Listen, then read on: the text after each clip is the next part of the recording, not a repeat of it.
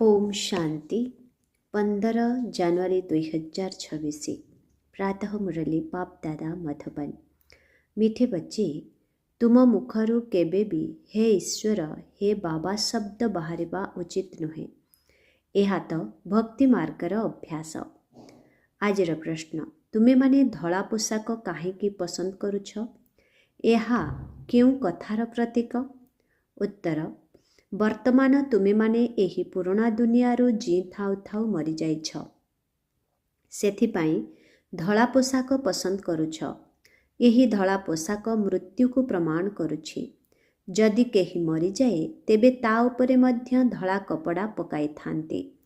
ତୁମେ ପିଲାମାନେ ମଧ୍ୟ ଏବେ ମରିଯିବା ହୋଇଛ, ଅର୍ଥାତ୍ ଜୀବିତ ଥାଇ ମଧ୍ୟ ପୁରୁଣା ଦୁନିଆ ପୁରୁଣା ଜୀବନରୁ ମରିଯାଇଛ। ଓମ୍ ଶାନ୍ତି। ଆତ୍ମିକ ପିତା ବସି ଆତ୍ମିକ ସନ୍ତାନମାନଙ୍କୁ ବୁଝାଉଛନ୍ତି। ଆତ୍ମିକ ଅକ୍ଷର ନ କହି କେବଳ ପିତା କହିଲେ ମଧ୍ୟ ଠିକ୍ ହେବ। ବାବା ବସି ସନ୍ତାନମାନଙ୍କୁ ବୁଝାଉଛନ୍ତି। ସମସ୍ତେ ତ ନିଜକୁ ଭାଇ ଭାଇ କହୁଛନ୍ତି, ତେଣୁ ବାବା ବସି ସନ୍ତାନମାନଙ୍କୁ ବୁଝାଉଛନ୍ତି। ସମସ୍ତଙ୍କୁ ତ ବୁଝାଉନଥିବେ। ସମସ୍ତେ ନିଜକୁ ଭାଇ ଭାଇ କହୁଛନ୍ତି। ଗୀତାରେ ଲେଖାଯାଇଛି, ଭଗବାନ ଉବାଚ। ବାସ୍ତବରେ ଭଗବାନ ଉବାଚ କାହା ପ୍ରତି? ସମସ୍ତେ ଭଗବାନଙ୍କର ସନ୍ତାନ।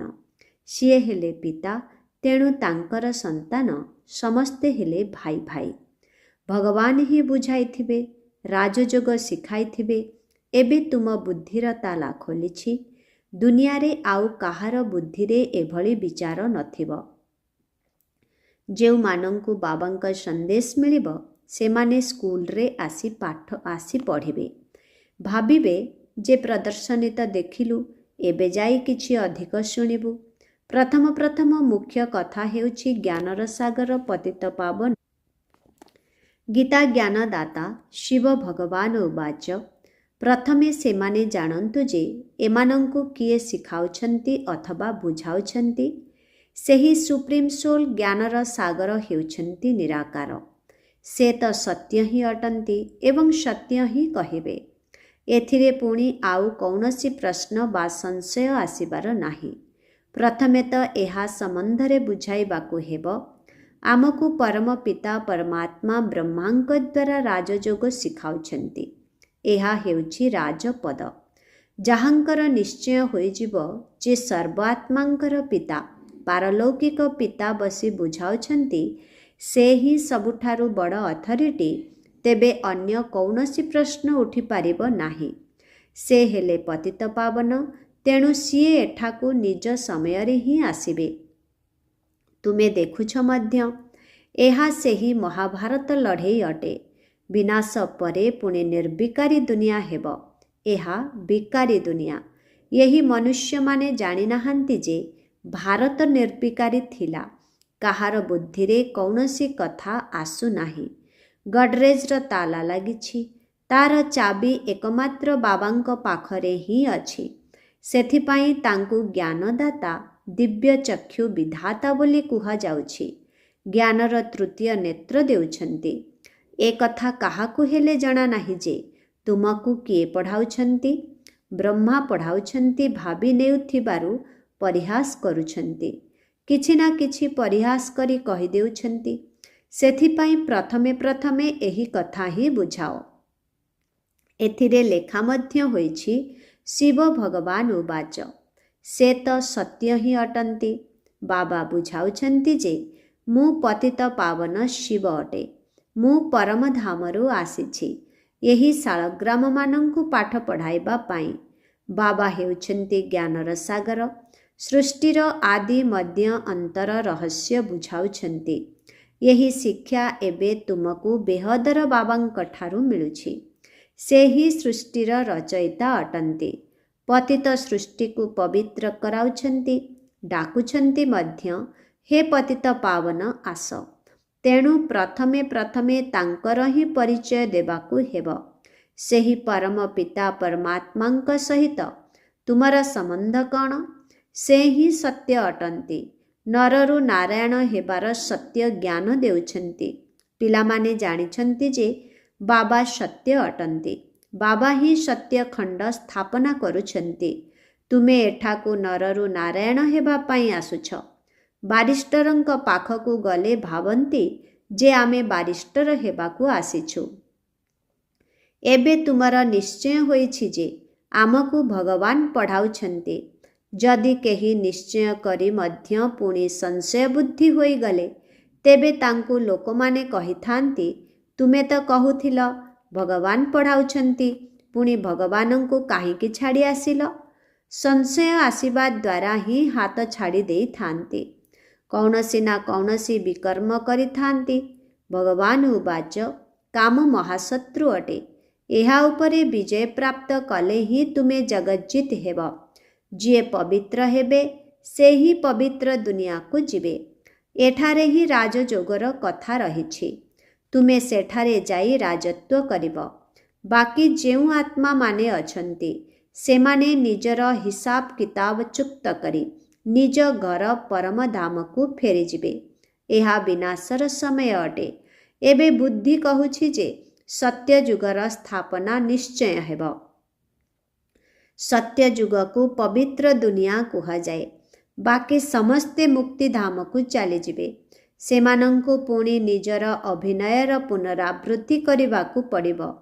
ତୁମେ ମଧ୍ୟ ନିଜ ପାଇଁ ପୁରୁଷାର୍ଥ କରୁଛ ପବିତ୍ର ହୋଇ ପୁଣି ପବିତ୍ର ଦୁନିଆର ମାଲିକ ହେବା ପାଇଁ। ସେଠାରେ ସମସ୍ତେ ତ ନିଜକୁ ମାଲିକ ବୋଲି ଭାବିବେ ନା, ପ୍ରଜା ମଧ୍ୟ ମାଲିକ ହେବେ। ଏବେ ପ୍ରଜା ମଧ୍ୟ କହୁଛନ୍ତି ନା, ଆମର ଭାରତ।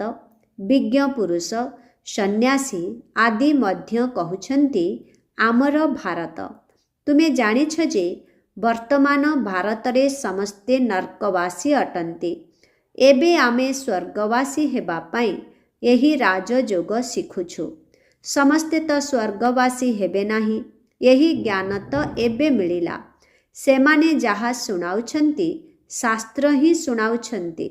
ସେମାନେ ହେଲେ ଶାସ୍ତ୍ରର ଅଧିକାରୀ। ବାବା କହୁଛନ୍ତି ଏହି ଭକ୍ତିମାର୍ଗର ବେଦଶାସ୍ତ୍ର ଆଦି ପଢ଼ିବା ଦ୍ୱାରା ସିଡ଼ି ତଳକୁ ଖସିବାରେ ଲାଗିଛନ୍ତି। ଏସବୁ ହେଉଛି ଭକ୍ତିମାର୍ଗ। ବାବା କହୁଛନ୍ତି ଯେବେ ଭକ୍ତିମାର୍ଗ ପୁରା ହେବ ତେବେ ହିଁ ମୁଁ ଆସିବି। ମୋତେ ହିଁ ଆସି ସବୁ ଭକ୍ତଙ୍କୁ ଭକ୍ତିର ଫଳ ଦେବାକୁ ହେବ। ଅଧିକାଂଶ ମନୁଷ୍ୟ ତ ଭକ୍ତ ଅଟନ୍ତି। ସମସ୍ତେ ଡାକୁଛନ୍ତି ନା, ହେ ଗଡ୍ ଫାଦର। ଭକ୍ତଙ୍କ ମୁଖରୁ ଓ ଗଡ୍ ଫାଦର, ହେ ଭଗବାନ। ଭକ୍ତଙ୍କ ମୁଖରୁ ଓ ଗଡ୍ ଫାଦର, ହେ ଭଗବାନ ନିଶ୍ଚୟ ବାହାରିବ। ବାସ୍ତବରେ ଭକ୍ତି ଏବଂ ଜ୍ଞାନ ମଧ୍ୟରେ ଫରକ ରହିଛି। ତୁମ ମୁଖରୁ କେବେ ହେ ଈଶ୍ୱର, ହେ ଭଗବାନ ଏହି ଅକ୍ଷର ବାହାରିବ ନାହିଁ। ମନୁଷ୍ୟମାନଙ୍କର ତ ଏହିଭଳି କହିବା ଅଧାକଳ୍ପର ଅଭ୍ୟାସ ରହିଛି। ତୁମେ ଜାଣିଛ ସେ ଆମର ପିତା। ତୁମେ କ'ଣ ତାଙ୍କୁ ହେ ବାବା କହି ଡାକିବ କି? ବାବାଙ୍କ ଠାରୁ ତ ତୁମକୁ ସମ୍ପତ୍ତି ନେବାକୁ ହେବ। ପ୍ରଥମତଃ ଏହି ନିଶ୍ଚୟ ରହିଛି ଯେ ଆମେ ବାବାଙ୍କ ଠାରୁ ସମ୍ପତ୍ତି ନେଉଛୁ।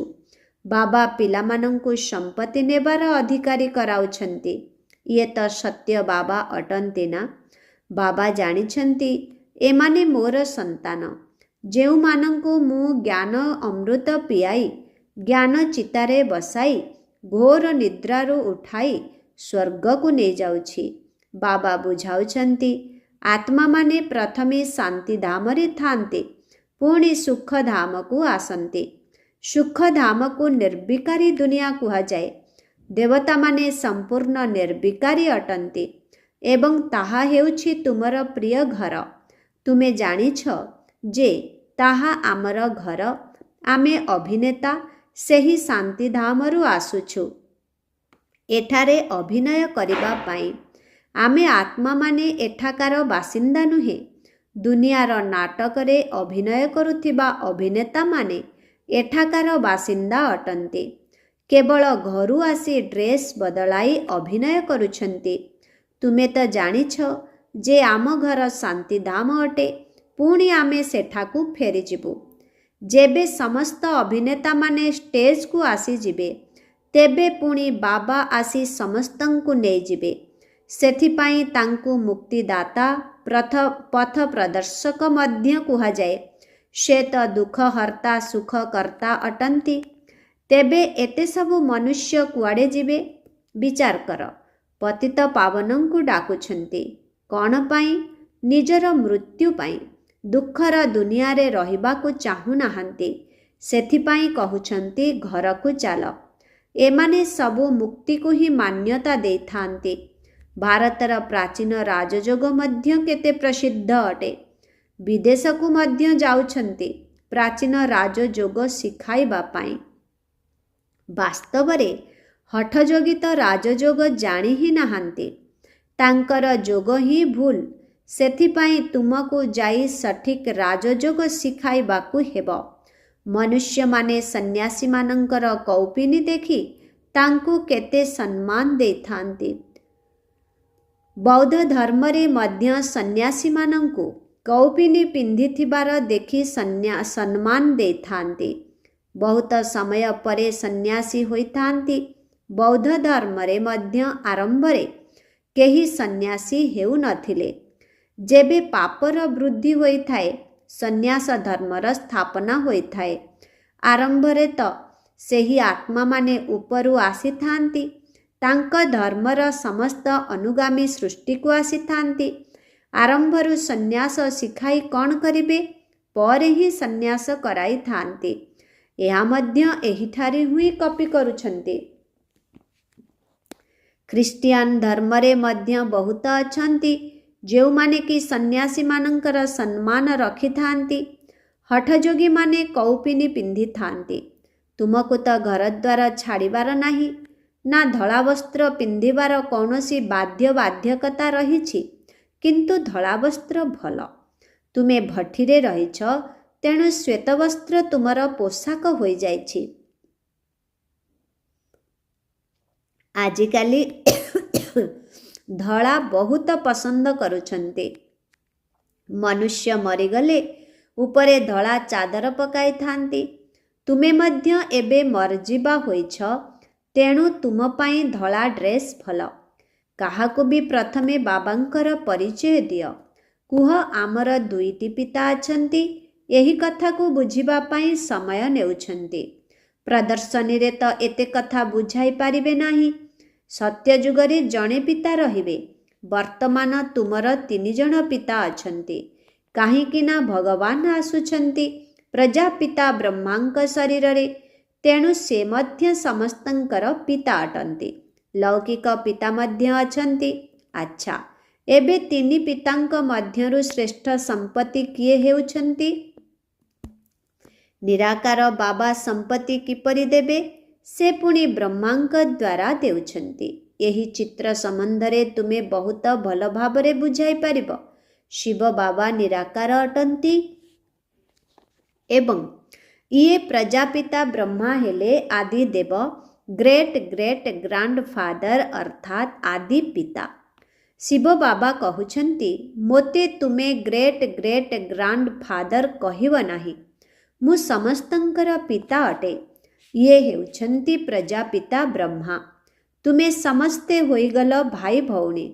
ସ୍ତ୍ରୀ ପୁରୁଷ ହେଲେ ମଧ୍ୟ ବୁଦ୍ଧି ଦ୍ୱାରା ଜାଣୁଛ ଆମେ ହେଲୁ ଭାଇ ଭଉଣୀ। ବାବାଙ୍କଠାରୁ ସମ୍ପତ୍ତି ନେଉଛୁ। ଭାଇ ଭଉଣୀ ପରସ୍ପର ମଧ୍ୟରେ ଭିକାରୀ କର୍ମ କରିପାରିବେ ନାହିଁ। ଯଦି ଉଭୟଙ୍କୁ ପରସ୍ପରର ବିକାରୀ ଦୃଷ୍ଟି ଆକର୍ଷଣ କରେ, ତେବେ ସ୍ଥିତି ବିଗିଡ଼ିଯାଏ। ବାବାଙ୍କୁ ଭୁଲି ଯାଆନ୍ତି। ବାବା କହୁଛନ୍ତି ତୁମେ ମୋର ସନ୍ତାନ ହୋଇ ପୁଣି ମୁହଁ କଳା କରୁଛ। ବେହଦର ବାବା ସନ୍ତାନମାନଙ୍କୁ ବସି ବୁଝାଉଛନ୍ତି ତୁମର ଏହି ନିଶା ରହିଛି। ଜାଣିଛ ଯେ ଗୃହସ୍ଥ ବ୍ୟବହାରରେ ମଧ୍ୟ ରହିବାକୁ ପଡ଼ିବ। ଲୌକିକ ସମ୍ବନ୍ଧୀମାନଙ୍କ ସହିତ ମଧ୍ୟ ସମ୍ପର୍କ ରଖିବାକୁ ହେବ। ଲୌକିକ ପିତାଙ୍କୁ ତ ତୁମେ ବାପା କହିବ ନା? ତାଙ୍କୁ ତ ତୁମେ ଭାଇ ବୋଲି କହିପାରିବ ନାହିଁ। ସାଧାରଣ ରୂପେ ପିତାଙ୍କୁ ପିତା ବୋଲି ହିଁ କହିବ। ବୁଦ୍ଧିରେ ଥାଏ ଇଏ ମୋର ଲୌକିକ ପିତା ଅଟନ୍ତି। ଜ୍ଞାନ ତ ଅଛି ନା? ଏହି ଜ୍ଞାନ ବହୁତ ବିଚିତ୍ର ଅଟେ। ଆଜିକାଲି ହୁଏତ ନାମ ଧରି ଡାକି ଦେଉଛନ୍ତି, କିନ୍ତୁ କୌଣସି ନୂଆ ଅତିଥି ଭ୍ରମଣକାରୀ ଆଦି ବାହାର ଲୋକଙ୍କ ସମ୍ମୁଖରେ ଯଦି ଭାଇ ବୋଲି କହିବେ, ତେବେ ସିଏ ଭାବିବେ ୟାଙ୍କର ମୁଣ୍ଡ ଖରାପ ହୋଇଯାଇଛି। ସେଥିପାଇଁ ବହୁତ କାଇଦାରେ ଚଳିବା ଆବଶ୍ୟକ। ତୁମର ଏହା ଗୁପ୍ତ ଜ୍ଞାନ, ଗୁପ୍ତ ସମ୍ବନ୍ଧ ଅଟେ। ଏଥିରେ ବହୁତ ଯୁକ୍ତିରେ ଚାଲିବାକୁ ହେବ, କିନ୍ତୁ ପରସ୍ପରକୁ ସମ୍ମାନ ଦେବା ଭଲ। ଲୌକିକଙ୍କ ସହିତ ମଧ୍ୟ ସମ୍ପର୍କ ରଖିବାକୁ ହେବ। ବୁଦ୍ଧି ବାବାଙ୍କ ସହିତ ଲାଗି ରହିବା ଉଚିତ। ମୁଁ ବାବାଙ୍କ ଠାରୁ ସମ୍ପତ୍ତି ନେଉଛି, ବାକି ଚାଚାଙ୍କୁ ଚାଚା, ବାପାଙ୍କୁ ବାପା ବୋଲି କହିବାକୁ ପଡ଼ିବ। ଯେଉଁମାନେ ବିକେ ହୋଇନାହାନ୍ତି ସେମାନେ ଭାଇ ଭଉଣୀର ଅର୍ଥ ବୁଝିବେ ନାହିଁ। ଯେଉଁମାନେ ବ୍ରହ୍ମା କୁମାର କୁମାରୀ ହୋଇଛନ୍ତି ସେହିମାନେ ହିଁ ଏହି କଥାକୁ ବୁଝିବେ। ବାହାର ଲୋକେ ତ ପ୍ରଥମେ ଶୁଣି ଆଶ୍ଚର୍ଯ୍ୟ ହେବେ। ଏସବୁ କଥା ବୁଝିବା ନିମନ୍ତେ ବହୁତ ବିଶାଳ ବୁଦ୍ଧି ଦରକାର। ବାବା ତୁମମାନଙ୍କୁ ବିଶାଳ ବୁଦ୍ଧି କରାଉଛନ୍ତି। ତୁମେ ପୂର୍ବରୁ ସୀମିତ ବୁଦ୍ଧି ସମ୍ପନ୍ନ ଥିଲ, ଏବେ ବୁଦ୍ଧି ବିଶାଳ ହୋଇଯାଇଛି। ଆମର ସେ ହେଲେ ବେହଦର ପିତା। ଏମାନେ ସମସ୍ତେ ଆମର ଭାଇ ଭଉଣୀ ଅଟନ୍ତି। ବାକି ସମ୍ବନ୍ଧରେ ତ ବୋହୂକୁ ବୋହୂ, ଶାଶୁକୁ ଶାଶୁ ହିଁ କୁହାଯିବ। ଆଉ କ'ଣ ଭଉଣୀ ଭାଇ ବୋଲି କହିବେ? ଉଭୟ ତ ବାବାଙ୍କ ଘରକୁ ଆସୁଛନ୍ତି। ଘରେ ରହି ମଧ୍ୟ ବହୁତ ଯୁକ୍ତିରେ ଚଳିବାକୁ ହେବ। ଲୋକାଚାରକୁ ମଧ୍ୟ ଦେଖିବାକୁ ପଡ଼ିବ। ନଚେତ୍ ଲୋକେ କହିବେ ଏମାନେ ସ୍ୱାମୀକୁ ଭାଇ, ଶାଶୁକୁ ଭଉଣୀ କହୁଛନ୍ତି। ଇଏ କ'ଣ ଶିଖୁଛନ୍ତି? ଏହି ଜ୍ଞାନ କଥା ତ କେବଳ ତୁମେ ହିଁ ଜାଣିଛ, ଆଉ କେହି ଜାଣିପାରିବେ ନାହିଁ। କହୁଛନ୍ତି ନା, ତୁମର ଗତି ମତ ତୁମେ ହିଁ ଜାଣ। ଏବେ ତୁମେ ତାଙ୍କର ସନ୍ତାନ ହୋଇଛ, ତେଣୁ ତୁମର ଗତି ମତ ତୁମେ ହିଁ ଜାଣିଛ। ନିଜକୁ ସମ୍ଭାଳି ଚାଲିବାକୁ ହେବ, ଯେମିତି କେହି ଦ୍ୱନ୍ଦ୍ୱରେ ନ ପଡ଼ନ୍ତୁ। ତେଣୁ ପ୍ରଦର୍ଶନୀରେ ମଧ୍ୟ ତୁମକୁ ପ୍ରଥମେ ବୁଝାଇବାକୁ ହେବ ଯେ ଆମକୁ ଭଗବାନ ପଢ଼ାଉଛନ୍ତି। ଏବେ କୁହ, ସେ କିଏ? ନିରାକାର ଶିବ ନା ଶ୍ରୀକୃଷ୍ଣ? ଶିବ ଜୟନ୍ତୀ ପରେ ପୁଣି ଆସେ ଶ୍ରୀକୃଷ୍ଣ ଜୟନ୍ତୀ। କାହିଁକି ନା ବାବା ରାଜଯୋଗ ଶିଖାଇଥାନ୍ତି। ପିଲାମାନଙ୍କ ବୁଦ୍ଧିରେ ଏ କଥା ଆସୁଛି ନା, ଯେ ପର୍ଯ୍ୟନ୍ତ ଶିବ ପରମାତ୍ମା ଆସିନାହାନ୍ତି ସେ ପର୍ଯ୍ୟନ୍ତ ଶିବ ଜୟନ୍ତୀ ଯଥାର୍ଥ ଭାବେ ପାଳନ କରିପାରିବେ ନାହିଁ। ଶିବ ଆସି କୃଷ୍ଣପୁରୀ ସ୍ଥାପନ ନ କରିବା ପର୍ଯ୍ୟନ୍ତ ଶ୍ରୀକୃଷ୍ଣ ଜୟନ୍ତୀ ମଧ୍ୟ କିପରି ପାଳନ କରାଯିବ? ଶ୍ରୀକୃଷ୍ଣ ଜୟନ୍ତୀ ତ ପାଳନ କରୁଛନ୍ତି, କିନ୍ତୁ କିଛି ବୁଝୁନାହାନ୍ତି। ଶ୍ରୀକୃଷ୍ଣ ତ ରାଜକୁମାର ଥିଲେ, ତେବେ ନିଶ୍ଚୟ ସତ୍ୟଯୁଗରେ ରାଜକୁମାର ଥିବେ ନା? ସେଠାରେ ଦେବୀ ଦେବତାମାନଙ୍କର ରାଜଧାନୀ ଥିବ। କେବଳ ଏକା ଶ୍ରୀକୃଷ୍ଣଙ୍କୁ ତ ବାଦଶାହୀ ମିଳିନଥିବ, ନିଶ୍ଚୟ କୃଷ୍ଣପୁରୀ ଥିବ ନା? କହୁଛନ୍ତି ମଧ୍ୟ କୃଷ୍ଣପୁରୀ ଏବଂ ଏହା କଂସପୁରୀ। କଂସପୁରୀ ବିନାଶ ହେବା ପରେ ପୁଣି କୃଷ୍ଣପୁରୀ ସ୍ଥାପନ ହେଲା ନା? ଏସବୁ ଭାରତରେ ହିଁ ହେଉଛି। ନୂଆ ଦୁନିଆରେ କ'ଣ ଏହି କଂସ ଆଦି ରହିବେ କି? କଳିଯୁଗକୁ କଂସପୁରୀ କୁହାଯାଏ। ଏଠାରେ ଦେଖ କେତେ ମନୁଷ୍ୟ ରହିଛନ୍ତି। ସତ୍ୟ ଯୁଗରେ ଅଳ୍ପ ସଂଖ୍ୟାରେ ରହିବେ। ଦେବତାମାନେ କେବେ ଲଢ଼େଇ କରିନଥିଲେ। କୃଷ୍ଣପୁରୀ କୁହ ଅଥବା ବିଷ୍ଣୁପୁରୀ କୁହ, ତାହା ହେଲା ଦୈବୀ ସମ୍ପ୍ରଦାୟ। ଏଠାରେ ହେଉଛି ଆସୁରୀ ସମ୍ପ୍ରଦାୟ। ନା ଦେବତା ଅସୁରଙ୍କର, ନା କୌରବ ପାଣ୍ଡବଙ୍କର ଲଢ଼େଇ ହୋଇଥିଲା। ତୁମେ ରାବଣ ଉପରେ ବିଜୟ ପ୍ରାପ୍ତ କରୁଛ। ବାବା କହୁଛନ୍ତି ଏହି 5 ବିକାର ଉପରେ ବିଜୟ ପ୍ରାପ୍ତ କଲେ ତୁମେ ଜଗତଜିତ୍ ହୋଇଯିବ। ଏଥିରେ ଲଢ଼ିବାର କୌଣସି କଥା ନାହିଁ। ଲଢ଼ିବାର ନାମ ନେଲେ ହିଂସା ହୋଇଯିବ। ରାବଣ ଉପରେ ବିଜୟ ପ୍ରାପ୍ତ କରିବାକୁ ହେବ, କିନ୍ତୁ ଅହିଂସାର ସହିତ। କେବଳ ବାବାଙ୍କୁ ମନେ ପକାଇଲେ ଆମର ବିକର୍ମ ବିନାଶ ହେବ। ଲଢ଼େଇ ଆଦିର କୌଣସି କଥା ନାହିଁ। ବାବା କହୁଛନ୍ତି ତୁମେ ତମୋପ୍ରଧାନ ହୋଇଯାଇଛ, ଏବେ ତୁମକୁ ପୁଣି ସତୋପ୍ରଧାନ ହେବାକୁ ପଡ଼ିବ। ଭାରତର ପ୍ରାଚୀନ ରାଜଯୋଗ ପ୍ରସିଦ୍ଧ ଅଟେ। ବାବା କହୁଛନ୍ତି ମୋ ସହିତ ବୁଦ୍ଧିର ଯୋଗ ଲଗାଇଲେ ତୁମର ପାପ ଭସ୍ମ ହେବ। ବାବା ପତିତ ପାବନ ଅଟନ୍ତି, ତେଣୁ ତାଙ୍କ ସହିତ ବୁଦ୍ଧିର ଯୋଗ ଲଗାଇବାକୁ ହେବ। ତେବେ ତୁମେ ପତିତରୁ ପବିତ୍ର ହୋଇଯିବ। ଏବେ ପ୍ରକୃତରେ ତୁମେ ବାବାଙ୍କ ସହିତ ଯୋଗ ଲଗାଉଛ। ଏଥିରେ ଲଢ଼େଇର କୌଣସି କଥା ନାହିଁ। ଯିଏ ଭଲ ଭାବରେ ପଢ଼ି ବାବାଙ୍କ ସହିତ ଯୋଗ ଲଗାଇବେ ସେ ହିଁ ବାବାଙ୍କ ଠାରୁ ସମ୍ପତ୍ତି ପାଇବେ। ଆଚ୍ଛା, ମିଠେ ମିଠେ ଶିଖିଲାଧି ସନ୍ତାନମାନଙ୍କ ପ୍ରତି ମାତା ପିତା ବାପ ଦାଦାଙ୍କର ମଧୁର ସ୍ନେହ ସମ୍ପନ୍ନ ଶୁଭେଚ୍ଛା ଏବଂ ସୁପ୍ରଭାତ। ଆତ୍ମିକ ପିତାଙ୍କର ଆତ୍ମିକ ସନ୍ତାନମାନଙ୍କୁ ନମସ୍ତେ। ଆତ୍ମିକ ସନ୍ତାନମାନଙ୍କର ଆତ୍ମିକ ପିତାଙ୍କୁ ଓମ୍ ଶାନ୍ତି। Good morning. ନମସ୍ତେ ନମସ୍ତେ ନମସ୍ତେ ନମସ୍ତେ ନମସ୍ତେ। ଓମ୍ ଶାନ୍ତି। ଶୁକ୍ରିୟା ବାବା, ଶୁକ୍ରିୟା। ଧାରଣା ପାଇଁ ମୁଖ୍ୟ ସାର 1 ନମ୍ବର, ଭାଇ ଭାଇ ଦୃଷ୍ଟିର ଅଭ୍ୟାସ କରିବା ସହିତ ଲୌକିକ ସମ୍ବନ୍ଧ ଗୁଡ଼ିକୁ ଭାଇ ଭାଇ ଦୃଷ୍ଟିର ଅଭ୍ୟାସ କରିବା ସହିତ ଲୌକିକ ସମ୍ବନ୍ଧ ଗୁଡ଼ିକ ସହିତ ମଧ୍ୟ ସମ୍ପର୍କ ରଖିବାକୁ ହେବ। ବହୁତ କାଇଦାର ସହିତ ଚାଲିବାକୁ ହେବ। ବିକାରୀ ଦୃଷ୍ଟି ଆଦୌ ରହିବା ଉଚିତ ନୁହେଁ। ବିନାଶ ସମୟରେ ସମ୍ପୂର୍ଣ୍ଣ ପବିତ୍ର ହେବାକୁ ପଡ଼ିବ। 2 ନମ୍ବର, ବାବାଙ୍କ ଠାରୁ ପୁରା ସମ୍ପତ୍ତି ନେବା ପାଇଁ ଭଲ ଭାବରେ ପାଠ ପଢ଼ିବାକୁ ହେବ ଏବଂ ପତିତ ପାବନ ବାବାଙ୍କ ସହିତ ଯୋଗ ଲଗାଇ ପାବନ ହେବାକୁ ପଡ଼ିବ। ବରଦାନ, ନିଜର ସମ୍ପୂର୍ଣ୍ଣତା ଆଧାରରେ ସମୟକୁ ପାଖେଇ ଆଣୁଥିବା ମାଷ୍ଟର ରଚୟିତା ଭବ। ନିଜର ସମ୍ପୂର୍ଣ୍ଣତା ଆଧାରରେ ସମୟକୁ ପାଖେଇ ଆଣୁଥିବା ମାଷ୍ଟର ରଚୟିତା ଭବ। ସମୟ ତୁମର ରଚନା ଅଟେ, ତୁମେମାନେ ମାଷ୍ଟର ରଚୟିତା ଅଟ। ରଚୟିତା କେବେ ବି ରଚନା ଆଧାରରେ ରହିନଥାଏ, ବରଂ ରଚୟିତା ରଚନାକୁ ଅଧୀନ କରି ରଖିଥାଏ। ସେଥିପାଇଁ ଏଭଳି କେବେ ବି ଭାବ ନାହିଁ ଯେ ସମୟ ଆପେ ଆପେ ମୋତେ ସମ୍ପୂର୍ଣ୍ଣ କରିଦେବ। ତେଣୁ ତୁମକୁ ହିଁ ସମ୍ପୂର୍ଣ୍ଣ ହୋଇ ସମୟକୁ ନିକଟକୁ ଆଣିବାକୁ ହେବ। ଏମିତି ବି ଯଦି କୌଣସି ବିଘ୍ନ ଆସୁଛି ତେବେ ସମୟ ଅନୁସାରେ ଯିବ ନିଶ୍ଚିତ। କିନ୍ତୁ ସମୟ ପୂର୍ବରୁ ନିଜର ପରିବର୍ତ୍ତନ ଶକ୍ତି ଦ୍ୱାରା ତାକୁ ପରିବର୍ତ୍ତନ କରିଦିଅ, ତେବେ ତାର ପ୍ରାପ୍ତି ତୁମକୁ ମିଳିଯିବ। ଯଦି ସମୟ ଆଧାରରେ ନିଜକୁ ପରିବର୍ତ୍ତନ କରିଲ ତେବେ ତାର ପ୍ରାପ୍ତି ତୁମକୁ ମିଳିବ ନାହିଁ। ଆଜିର ସ୍ଲୋଗାନ, କର୍ମ ଏବଂ ଯୋଗର ସନ୍ତୁଳନ ରଖୁଥିବା ଆତ୍ମାମାନେ ହିଁ ପ୍ରକୃତ କର୍ମଯୋଗୀ ଅଟନ୍ତି। ଓମ୍ ଶାନ୍ତି। ଆଜିର ଅବ୍ୟକ୍ତ ଇସାରା, ଏହି ଅବ୍ୟକ୍ତି ମାସରେ ବନ୍ଧନମୁକ୍ତ ହୋଇ ଜୀବନମୁକ୍ତ ସ୍ଥିତିର ଅନୁଭବ କର। ଯେତେଦିନ ପର୍ଯ୍ୟନ୍ତ କର୍ମେନ୍ଦ୍ରିୟ ଗୁଡ଼ିକର ଆଧାରରେ ରହିଥିବ ସେତେଦିନ ପର୍ଯ୍ୟନ୍ତ କର୍ମ ତ କରିବାକୁ ହିଁ ପଡ଼ିବ, କିନ୍ତୁ କର୍ମ ବନ୍ଧନରେ ବାନ୍ଧି ହୁଅ ନାହିଁ, କର୍ମ ସମ୍ବନ୍ଧରେ ରୁହ।